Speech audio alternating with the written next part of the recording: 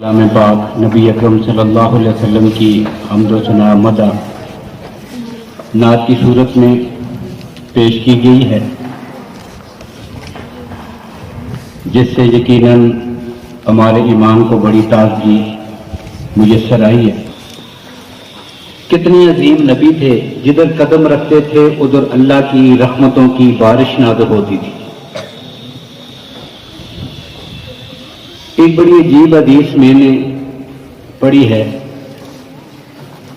سیدہ عائشہ رضی اللہ تعالیٰ عنہ فرماتی ہیں کہ ایک دفعہ اللہ کے نبی صلی اللہ علیہ وسلم حجرہ سے باہر قبرستان کی طرف نکلے،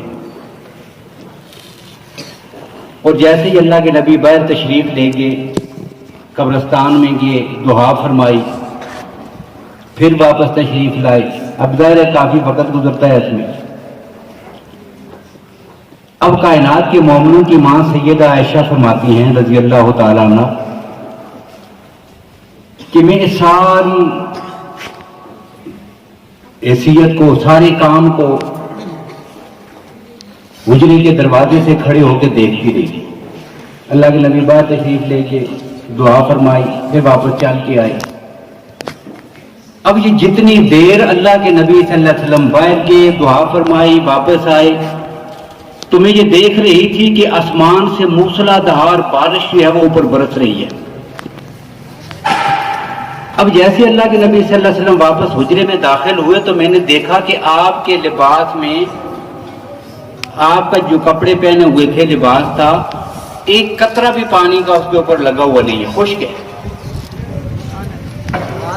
تو کہتی ہیں میں نے عرض کیا یا رسول اللہ اتنی بارش تھی، آپ بھیگے نہیں ہیں؟ اللہ کے نبی صلی اللہ علیہ وسلم یہ بات سن کے مسکرانے لگے، فرمایا دیکھا نا عائشہ بارش ہو رہی تھی، بارش نظر آئی ہے؟ عرض کیا یا رسول اللہ بڑی بارش ہو رہی تھی۔ تو اللہ کے نبی صلی اللہ علیہ وسلم نے فرمایا یہ پہلے بتا تو نے اپنے سر کے اوپر اوڑھا ہوا کیا ہے؟ ہاتھ لگا کے دیکھا، عرض کیا یا رسول اللہ مجھے اپنا دوپٹہ نہیں ملا، آپ کی چادر اٹھا کے اوڑھ لی ہے۔ آپ کی چادر جو اوڑھے ہوئے ہیں؟ اللہ کے نبی نے فرمایا جو بارش آج تو نے دیکھی ہے یہ بارش محمد پہ ہر وقت برستی ہے، دن کو بھی رات کو بھی، چلتے پھرتے ہر جگہ میں یہ بارش برستی رہتی ہے۔ یہ پانی والی بارش نہیں، اللہ کی رحمت کی بارش ہے، ہر وقت ہر ایک کو نظر نہیں آتی۔ آج تیرے سر پہ محمد کی چادر ہے، اس چادر کی برکت سے یہ بارش تجھے برستی ہوئی نظر آئی ہے۔